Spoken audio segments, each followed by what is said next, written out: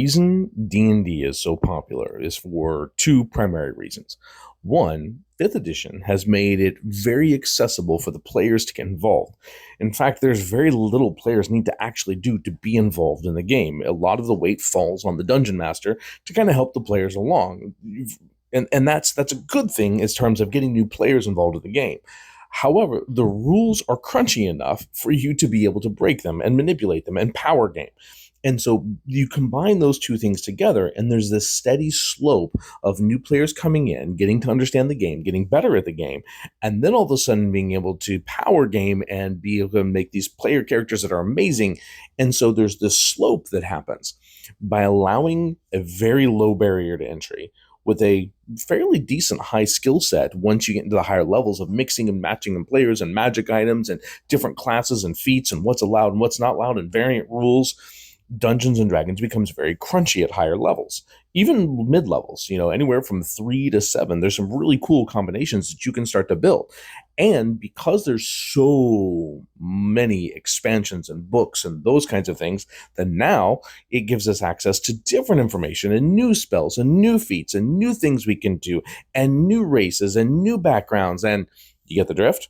And so what D&D has done is made sure that the core playing level is low, giving low barrier to entry, and then giving it an increase as we go through the game, allowing players to get more crunchy, more rule driven as they go up.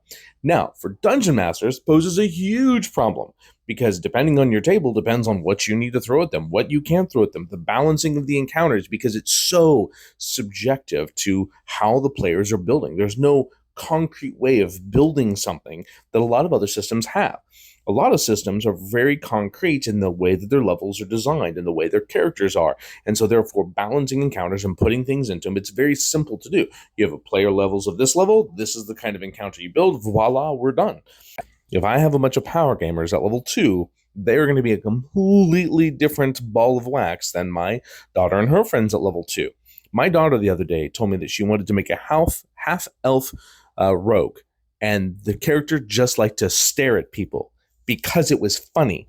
I don't know what that means. I don't know what to do with that. I have no idea how she's going to play that character. So I spent 45 minutes telling the type of game that she has. And she's like, there's no whimsy in this game. I'm like, have you met your dad? I don't do whimsy. And now I'm trying to figure out what the hell whimsy is and how I'm going to do it. Because I don't do whimsy at all. So you never know what your players are going to bring to the table. The problem is that affects the mechanics of the game. So that's the conundrum that is D&D. Super easy to learn, can get very complex, and then dungeon masters have to figure